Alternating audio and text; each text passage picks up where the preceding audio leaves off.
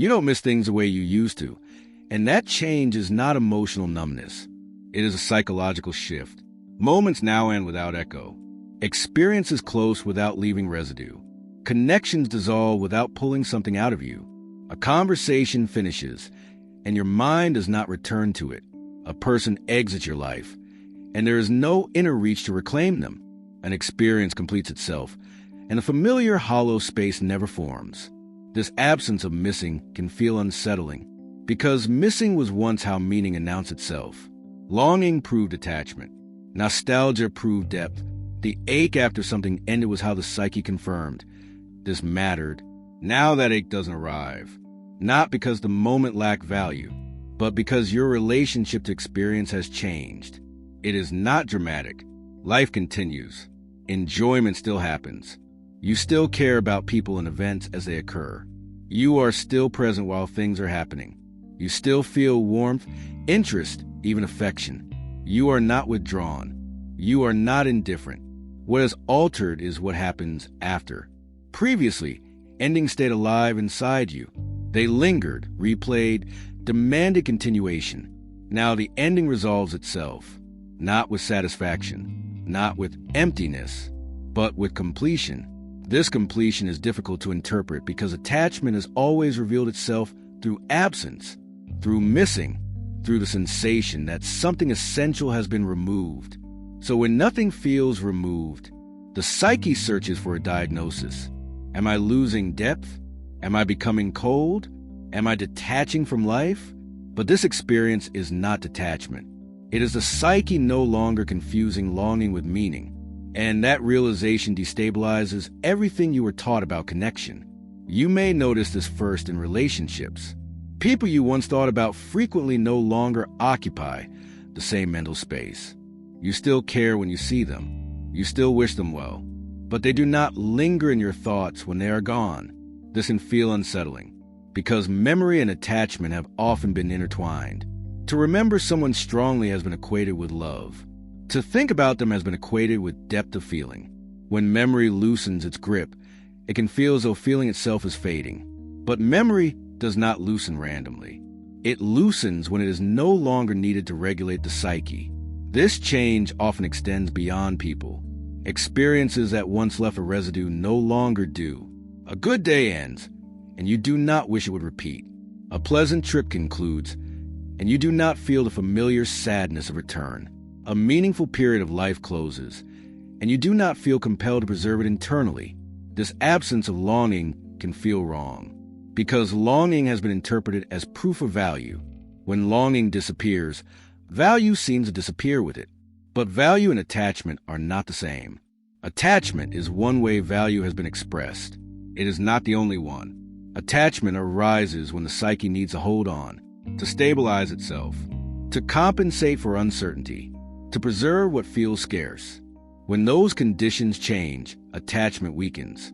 Not because things matter less, but because holding on is no longer required. This shift can feel quiet to the point of being invisible. Nothing announces itself as complete. Nothing declares closure. There is simply no pull. This absence of pull is often mistaken for emotional distance. But emotional distance involves avoidance. What you are experiencing involves completion. Completion does not need to announce itself. It simply ends. This can feel disorienting because many people learn to equate emotional depth with ongoing attachment. To care deeply has meant to carry something with you. To feel connected has meant to feel the ache of absence. When that ache no longer appears, the psyche worries that depth itself is gone. But depth does not require ache. Ache has been a byproduct of imbalance. When experience was overloaded with meaning, it needed to be held on to. When it could not be held, it produced longing. As integration progresses, experiences no longer need to be overloaded. They can occur at their natural scale. This changes how they end. They do not collapse into absence. They do not create hunger. They do not leave behind a sense of incompleteness. They simply conclude. This conclusion can feel emotionally flat at first, because the psyche has been conditioned to expect aftermath. After a good experience, there should be sadness. After connection, there should be missing. After meaning, There should be longing. When these reactions do not appear, the psyche assumes something is wrong. You may begin to test yourself. You notice an experience ending and wait for the familiar pull. When it does not come, you grow alert. You ask yourself whether you are suppressing something. But suppression involves effort. It requires pushing feelings away. What you are experiencing requires no effort. There is nothing to push. The feeling simply does not arise. This absence can be deeply unsettling because it removes a familiar signal. Missing has long served as proof that something mattered. Without missing, the psyche feels uncertain how to evaluate experience. You may notice yourself wondering whether you are becoming emotionally detached from life itself. This concern is understandable. Detachment is often associated with coldness, disengagement, or withdrawal. It suggests a turning away from involvement. But what you are experiencing is not a turning away. It is a loosening of grip. Grip implies effort. Attachment implies holding. When holding is no longer necessary, the grip relaxes. Relaxation can feel like absence if you use attention. This is an important distinction. Much of what has been interpreted as emotional depth has actually been emotional tension. Tension created by fear of loss, by fear of absence, by fear of not having enough. When those fears soften, tension softens with them. The psyche is left with a quieter form of involvement. This quiet involvement does not announce itself through longing. It exists in presence. You may notice this in how you relate to people. You are attentive when you are with them. You listen without distraction. You respond naturally. But when the interaction ends, it does not continue internally. There is no mental replay, no lingering emotional echo, no sense that something is unfinished. This can feel strange because it contradicts what many people have learned about connection. Connection has been framed as something that persists beyond presence, as something that occupies the mind even in absence. But connection does not require persistence. Persistence has often been a sign of unresolved attachment. When attachment resolves, connection becomes situational. It exists when it exists. And when it ends, it ends. This does not make connection shallow. It makes it clean. Clean experiences do not leave residue. They do not require storage. They do not demand preservation. They do not insist on continuity. This cleanliness can feel unsettling at first, because residue has been mistaken for meaning. The psyche has learned to associate intensity after the fact with importance. When that intensity is absent, importance seems absent too. But importance does not need residue. Residue often signals excess. Excess emotion, excess projection, excess expectation. When excess is removed, experience becomes lighter. This lightness is often misunderstood. It can be mistaken for superficiality. But superficiality involves lack of engagement. What you are experiencing involves full engagement in the moment without burden beyond it. This distinction is subtle, but it changes how life feels. You may notice that you enjoy things without thinking about them later. A meal ends, and you do not crave it again. A moment of beauty passes, and you do not feel compelled to capture it. An interaction concludes, and you do not analyze it afterward. This absence of afterthought can feel like loss, because afterthought has been a way of extending experience. Without afterthought, moments feel shorter. But shorter does not mean less. It means contained. Contained experiences are complete within themselves. They do not ask for continuation. This can feel unfamiliar because much of life has been organized around continuation. Continuing relationships, continuing experiences, continuing narratives. When continuation loses its grip, the psyche feels unanchored because identity has been tied to what continues. Who you are has been partly defined by what you hold on to. When holding on stops, identity loosens. This loosening can feel like emptiness, but emptiness implies lack. What you are experiencing is space. Space where attachment once was. This space does not feel meaningful at first, because meaning has been tied to attachment. Without attachment, meaning does not announce itself. It exists quietly without insistence. This quiet meaning is easy to miss, because it does not create longing. Longing has been dramatic. It has pulled attention. It has demanded recognition. Quiet meaning does not. It simply exists. This is why the absence of missing can feel so disturbing. Missing has been an emotional marker. It has told you what mattered. Without it, the psyche feels uncertain how to orient itself. You may find yourself wondering whether you are becoming emotionally independent. This thought can feel uncomfortable because independence has often been framed as isolation. But emotional independence does not mean isolation. It means experiences are no longer used to stabilize identity. Earlier, missing someone or something helped define who you were in relation to it. Without missing, that relational identity weakens. This does not eliminate relationship. It changes its structure. Relationships become present-based rather than absence-based. They exist when they exist. They do not require longing to sustain them. This can feel counterintuitive, because longing has often been interpreted as love. But longing and love are not the same. Longing involves lack. Love involves contact. When contact is sufficient, longing is unnecessary.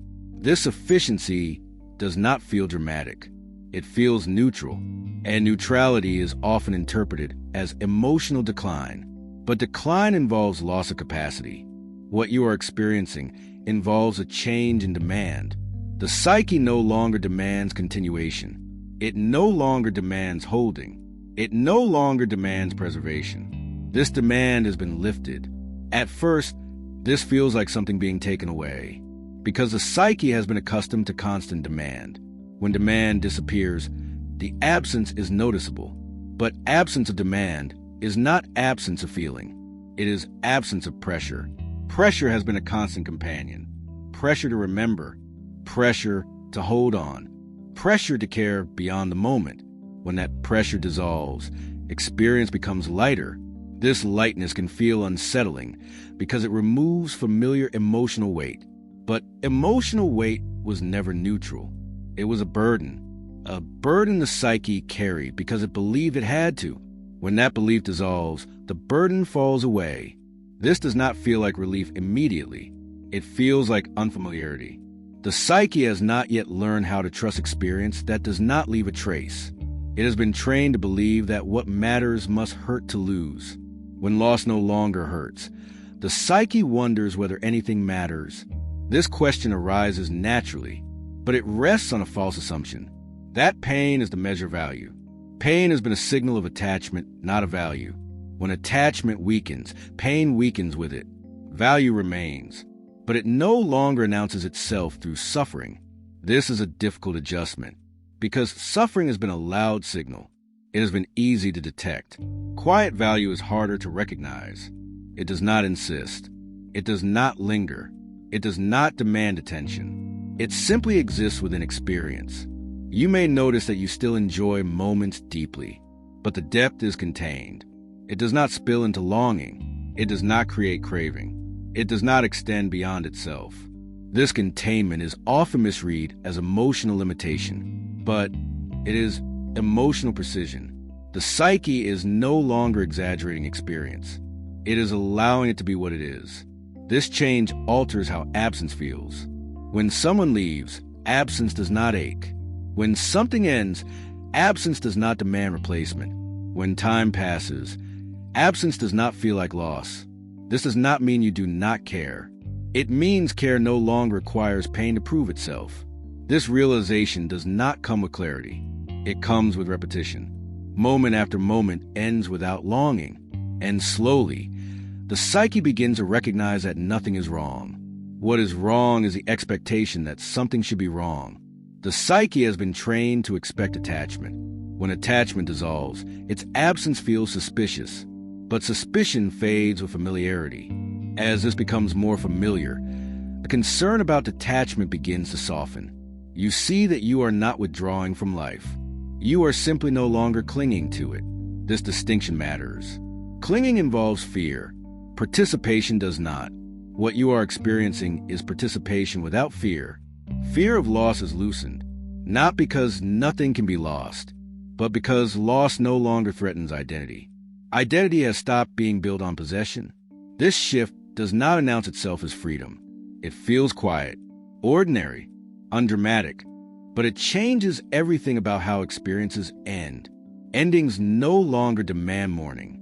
They no longer create hunger. They no longer insist on continuation. They simply end. And in that ending, there is no emptiness. There is space. What happens in that space will become clearer as the psyche continues to adjust. What matters now is recognizing that not missing is not the same as not caring. It is a sign that holding on is no longer required. And that realization, while unsettling at first, marks a profound change in how life is allowed to move. After the initial realization that you no longer miss things the way you used to, the psyche begins to search for explanations. This search is rarely neutral. It is driven by concern, not curiosity. The absence of longing challenges a deeply ingrained belief that attachment is evidence of care, meaning, and emotional depth. When that evidence disappears, the psyche worries that something essential has been lost. Because attachment has been present for so long, its absence feels unnatural. You may notice yourself monitoring your reactions more closely. When someone leaves, you check whether sadness appears. When an experience ends, you wait for the familiar ache. When a period of life closes, you look for nostalgia. When these reactions do not arrive, unease follows. The psyche does not easily accept a change that lacks a clear label. It reaches for familiar categories in order to restore orientation. One of the first categories it reaches for is emotional detachment. Detachment is often associated with withdrawal, coldness, or disengagement from life. It implies that the individual has stepped back emotionally in order to protect themselves or avoid pain. But emotional detachment has a specific psychological structure. It involves distance. It involves numbing. It involves an effort to not feel. What you are experiencing does not require effort. There is no pushing away, no guarding, no internal tightening. Feeling still occurs naturally when something is present. What has changed is the aftermath. This distinction is subtle, and because it is subtle, it is often misinterpreted. Another explanation the psyche reaches for is dissociation. Dissociation suggests disconnection from experience. It implies that feelings are muted because awareness itself has been reduced. But dissociation produces fragmentation. Attention becomes scattered. Experience feels unreal or distant. The person feels removed from their own reactions. What you are experiencing does not have that quality.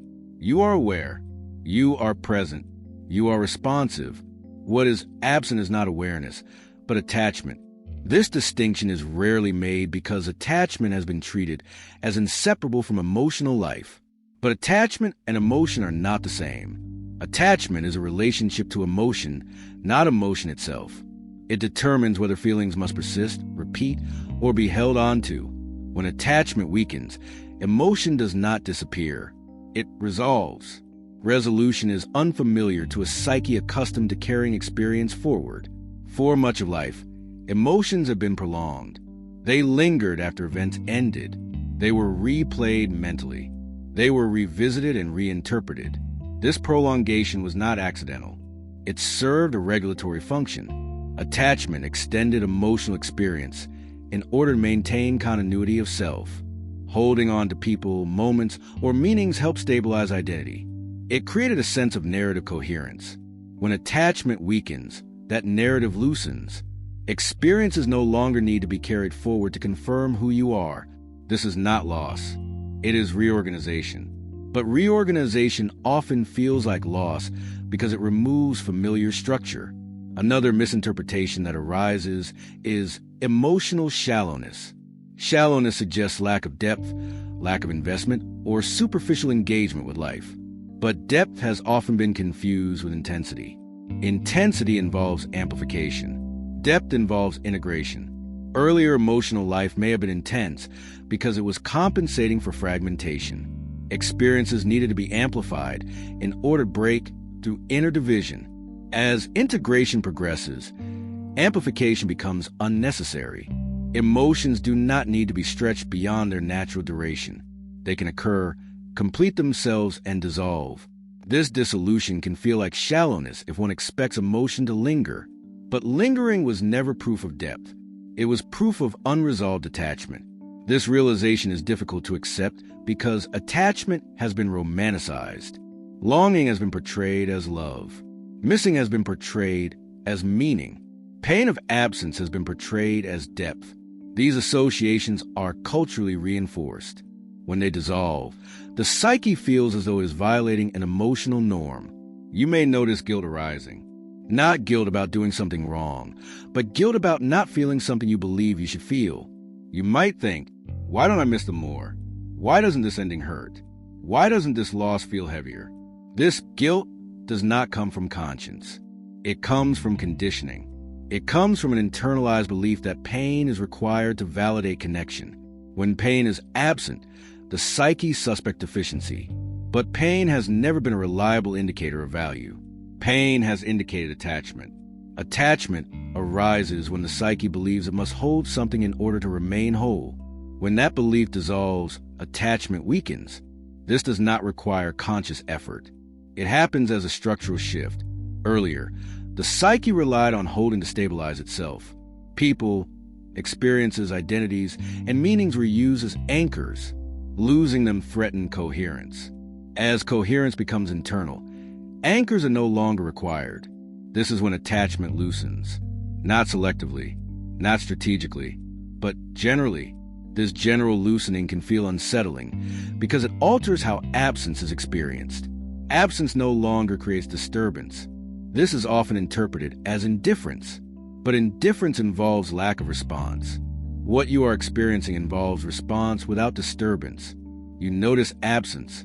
You register it, but it does not destabilize you. This difference is crucial.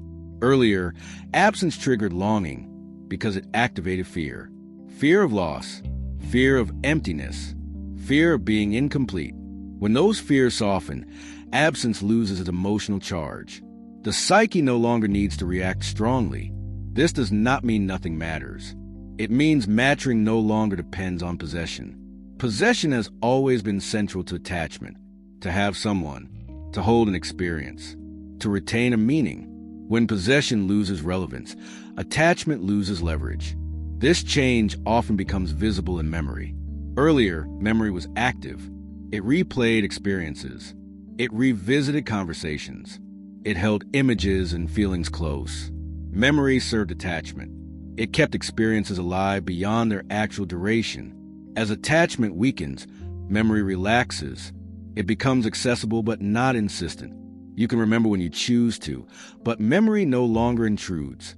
This can feel like forgetting. But forgetting implies loss of information. What is happening here is loss of compulsion. Memory no longer demands attention. This change can be deeply unsettling because memory has been tied to loyalty. To remember has meant to honor. When memory quiets, the psyche wonders whether something important is being betrayed. But memory does not need to be loud to be intact. Quiet memory is not erasure. It is availability without insistence. This shift also affects how time is experienced. Earlier, time felt segmented by attachments. Before and after, presence and absence, holding and losing. When attachment loosens, these divisions soften. Experiences feel more continuous. Endings do not rupture time. They simply occur. This continuity can feel emotionally flat at first because rupture has been a source of intensity. Without rupture, experience feels smoother. Smoother experience is often mistaken for lack of depth, but depth does not require rupture. Rupture indicates conflict. When conflict resolves, experience smooths. This smoothing can feel unfamiliar because the psyche has long equated intensity with authenticity. Authenticity has been measured by how much something hurts to lose. When loss no longer hurts, authenticity seems compromised, but this equation is flawed. Loss hurts when identity is tied to what is lost. When identity loosens, loss loses its sting. This does not make identity weaker. It makes it less dependent. Dependency has been the hidden driver of attachment. Attachment has often been less about love and more about stability. Stability provided by external anchors. When stability becomes internal, attachment becomes optional. This optionality is what feels strange. The psyche is accustomed to attachment being mandatory. To care is meant to cling. When clinging stops, care appears to diminish. But care does not require clinging. Care can exist in presence. This presence-based care is quieter. It does not announce itself through longing. It does not demand continuation. It exists when it exists. This shift can be seen clearly in how endings are processed. Earlier, endings required emotional work. They needed to be mourned, reconciled, integrated. Now, endings process themselves. They complete without intervention. This can feel unsettling because it removes a familiar emotional task. The psyche has been trained to process loss actively. When processing becomes unnecessary, the psyche feels idle. It searches for something to do. It searches for missing pain. When it cannot find it, it grows suspicious. But the absence of pain is not a problem. It is a sign that loss no longer threatens coherence. This is not detachment. Detachment protects by distancing. What you are experiencing does not distance. It allows. Allowance is different from withdrawal. Allowance means experiences are permitted to be transient. They are not forced to endure. This permission changes emotional economy. Earlier, emotions accumulated. They built up over time. They required release. Now, emotions circulate. They arise. They resolve. They pass. This circulation prevents buildup. Without buildup, there is no pressure. Without pressure, there is no need for release. This can feel anticlimactic because emotional release has often been equated with catharsis. Without catharsis, experience feels incomplete, but catharsis is required when pressure accumulates. When pressure does not accumulate, catharsis is unnecessary. This is often misunderstood. People may assume they are suppressing emotion, but suppression involves blocking. What you are experiencing involves completion. Completion does not block. It finishes. This finishing can be observed in how quickly emotional reactions now settle. A disappointment arises and it resolves. A sadness appears and it passes. A joy occurs and it ends. Nothing lingers. This lack of lingering can feel like emotional limitation. But limitation implies restriction. What you are experiencing involves freedom from excess. Excess emotion was not chosen.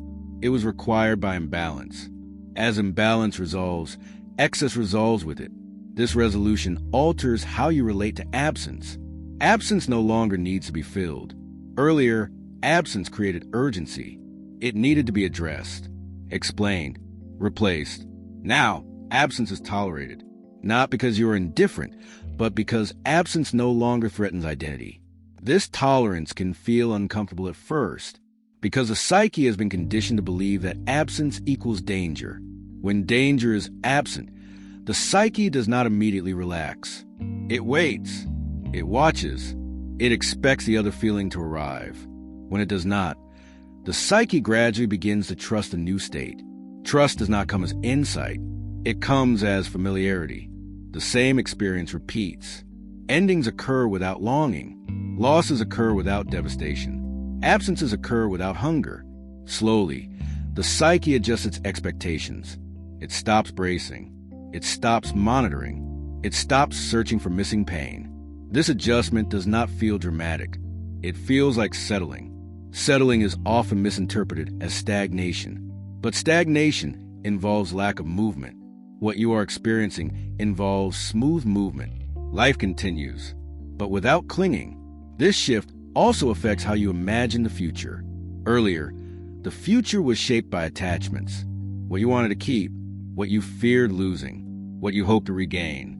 When attachment weakens, future projections soften. The future feels less charged. This can feel like loss of direction. But direction driven by attachment has always been reactive. It moved toward what promised security and away from what threatened it. When security becomes internal, reactive direction loses relevance. This does not leave you without orientation. It leaves you without compulsion. Compulsion has been mistaken for care. Without compulsion, care becomes quieter, but it does not disappear. It becomes situational, responsive, present. This presence-based care is difficult to recognize because it lacks drama. It does not announce itself. It does not linger. It does not hurt, but it is real. It exists in attention given when something is there, not in longing when it is gone. This shift challenges a deeply ingrained belief that love must hurt. When love does not hurt, it feels incomplete. But pain has been a measure of attachment, not of love. As attachment dissolves, pain dissolves with it. This does not make experience empty. It makes it lighter. Lightness can feel suspicious to a psyche accustomed to heaviness. But heaviness was not proof of depth. It was proof of burden. When burden lifts, experience breathes. This breathing is subtle. It does not draw attention. It simply allows life to move without resistance. This is why not missing does not feel like an achievement. It feels like something quietly stopped happening. And because it stopped happening without effort, the psyche struggles to trust it. But trust builds with repetition. Again and again, endings occur without disturbance. Again and again, absence does not destabilize. Again and again, care remains present when needed.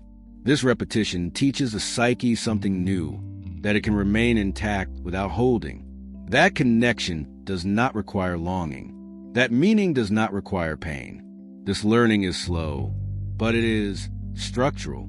And once it takes hold, attachment no longer needs to return, because the psyche has learned how to remain whole without it. This does not mean attachment will never appear. It may, but it will no longer govern experience. It will be one response among others, not the organizing principle. This shift marks a profound change in how life is lived, but it does not announce itself as such.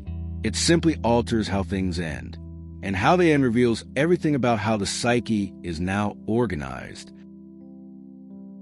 As the psyche becomes familiar with the absence of attachment, something subtle begins to stabilize, not because a new belief has taken hold, and not because a conscious decision has been made, but because the nervous system adjusts to a different baseline. What once felt unsettling slowly becomes ordinary. Endings continue to occur without disturbance.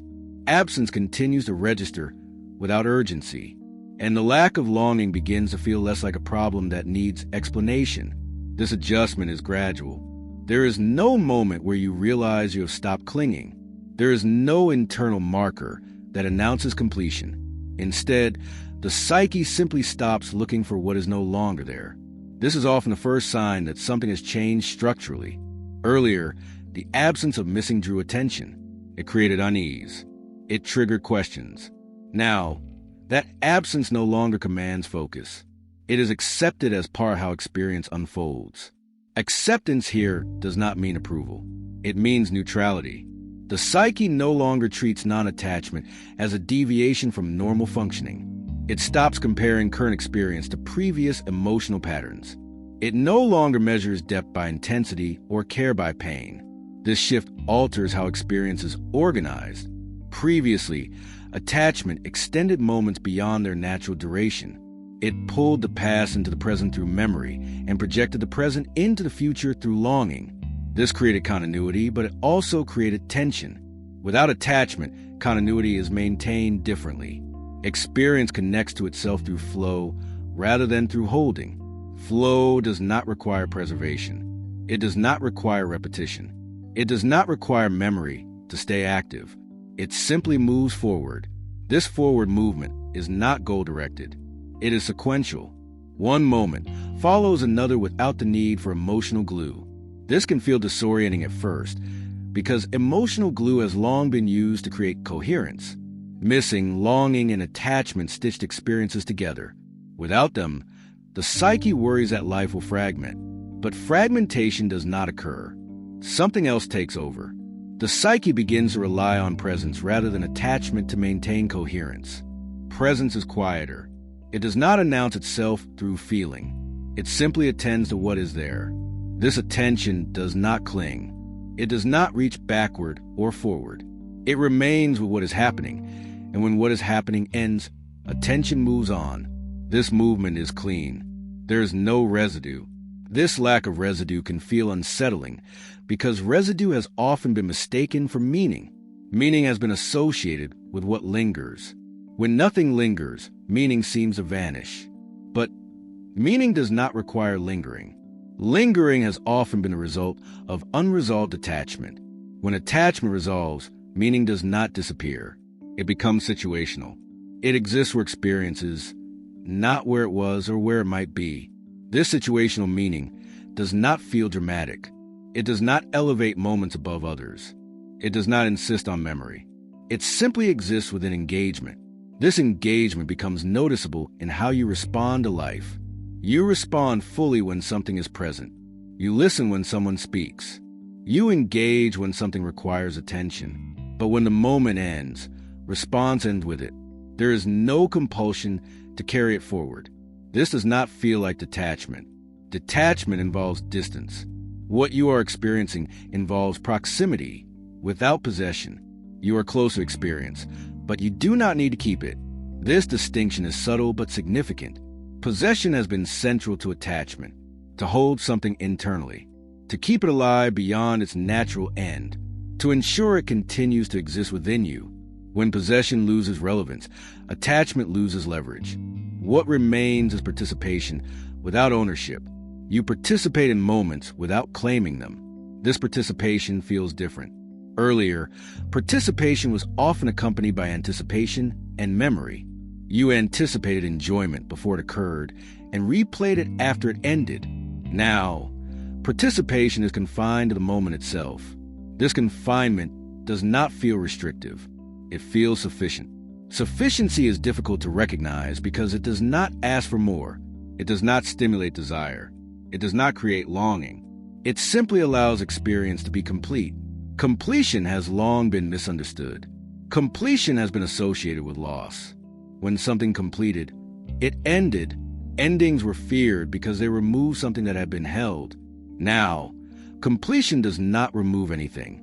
It simply marks the end of an experience that has fully occurred.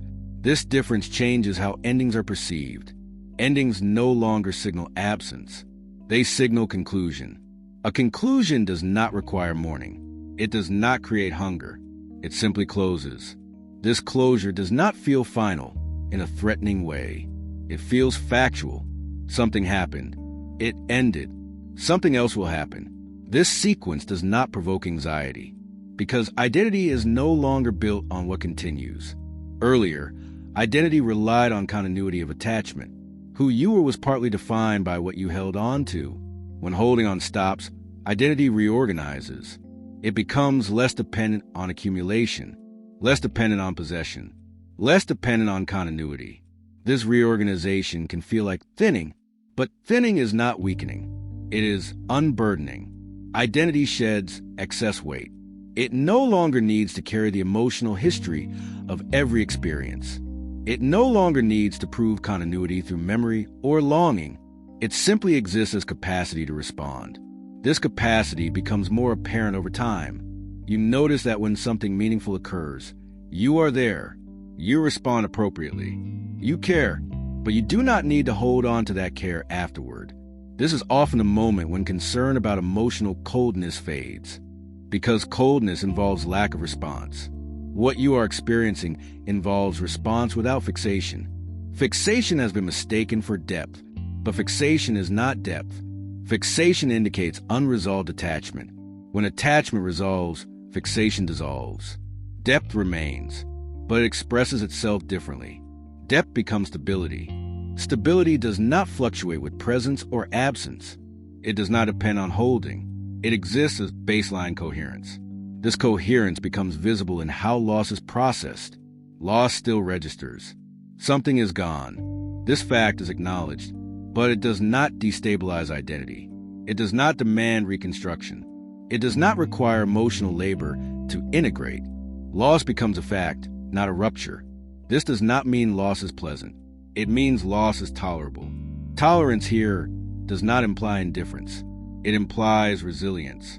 Resilience not built on defense, but on internal coherence. When coherence is internal, loss does not threaten selfhood. Earlier, loss hurt because it removed something that was needed to maintain identity. Now, identity no longer depends on possession. Loss does not remove self. It removes only the thing that was lost. This distinction alters the emotional impact of endings. Endings no longer echo. They do not reverberate through identity. They remain where they occur. This containment is often misread as emotional limitation, but it is emotional precision. Emotion appears where it belongs and does not spread beyond its context. This precision reduces suffering, not by suppressing emotion, but by preventing unnecessary amplification. Amplification has often been mistaken for authenticity. When amplification disappears, authenticity seems diminished. But authenticity does not require intensity. It requires alignment. Alignment between experience and response. This alignment becomes more consistent as attachment weakens. Responses match situations more closely. They are neither exaggerated nor minimized. They are appropriate. Appropriateness does not feel exciting. It feels calm. Calm has often been undervalued, because calm does not prove anything. It does not signal passion or depth or commitment, but calm signals internal order. Internal order allows life to proceed without constant emotional correction. As this order settles, the psyche begins to experience time differently.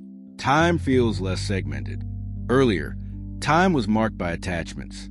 Before something, after something, longing for something. Now, time feels more continuous. Moments follow one another without dramatic contrast. This continuity can feel monotonous at first, because contrast has been associated with aliveness. But contrast often relied on tension. Without tension, contrast diminishes. What replaces it is steadiness. Steadiness is often mistaken for boredom, but boredom involves dissatisfaction. What you are experiencing lacks dissatisfaction. You are not restless. You are not searching. You are simply present. Presence without search can feel unfamiliar, because the psyche has long been oriented toward what is missing. When nothing feels missing, orientation shifts. Attention no longer scans for lack. It rests with what is. This resting does not feel triumphant. It feels neutral. Neutrality is difficult to trust, because it does not promise anything. But neutrality does not need to promise. It allows. This allowance extends to relationships. Relationships no longer need to be secured through attachment. They exist as they exist. They do not need to be reinforced internally when absent. This can feel unsettling because reinforcement has been equated with care. Without reinforcement, care appears fragile. But care does not require reinforcement. It requires presence. Presence occurs when needed. It does not need to be stored. This changes how relationships are remembered. You remember people when they come to mind, not because memory insists. You recall experiences when relevant, not because they linger. Memory becomes functional rather than compulsive. This functional memory does not dominate attention. It remains available. Availability is different from fixation. Fixation demands. Availability waits. This waiting does not feel empty. It feels open. Openness is often misinterpreted. It can be mistaken for lack of commitment. But openness does not preclude commitment. It allows commitment to arise without coercion. Commitment becomes situational rather than obligatory. This does not weaken bonds. It removes pressure from them. Pressure has often been confused with depth. Without pressure, bonds feel lighter. But lighter does not mean weaker. It means less strained. This strain reduction is often experienced physically. The body feels less tense. There is less bracing, less anticipatory contraction. The nervous system is no longer preparing for loss, because loss no longer threatens coherence. This physiological shift reinforces psychological change. The body learns that it does not need to react strongly to endings. This learning is slow, but it is persistent. Over time, the absence of clinging becomes a new normal. You no longer notice that you do not miss things, because missing is no longer expected. Expectation shapes experience. When expectation dissolves, experience follows. This is often the moment when the psyche stops questioning itself. The concern about detachment fades, not because it has been disproven, but because lived experience contradicts it. You see that you are still engaged, still responsive, still capable of care, but without the burden of holding. This realization does not arrive as insight. It arrives as ease. Ease is not dramatic. It does not demand attention. It simply allows life to move. As life moves, new experiences arise. You engage with them fully, and when they end, They end. There is no sense that something has been taken, because nothing was being held. This shift does not eliminate desire entirely. Desire may still appear, but it no longer dominates. It does not organize experience. It comes and goes like everything else. This impermanence no longer feels threatening, because identity is no longer anchored in permanence. This is a quiet outcome of non-attachment, not transcendence, not detachment, but freedom from a need to secure experience. This freedom does not feel like liberation. It feels like simplicity. Simplicity has long been underestimated because it lacks drama, but simplicity allows life to unfold without resistance. This unfolding is what remains when clinging stops. Not emptiness, not loss, but movement without burden.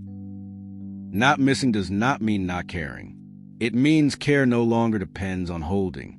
When experiences are allowed to end without being preserved, life becomes lighter, cleaner, and more stable. Nothing essential is lost. What is lost is a need to carry what is already passed. If this reflects a shift you recognize, you're welcome to subscribe to the channel for future reflections on life without clinging or inner pressure. You can also share this video with someone who feels unsettled by how attachment has changed for them. And if you'd like to continue the reflection, feel free to leave your thoughts or experience in the comments. I'd like to hear your feedbacks.